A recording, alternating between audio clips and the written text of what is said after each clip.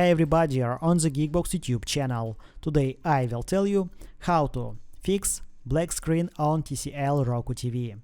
Let's go. First way. Turn on the TV and try to reset the cache.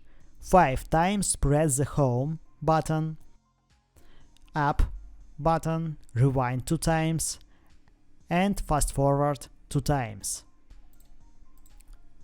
Wait for the device to reboot.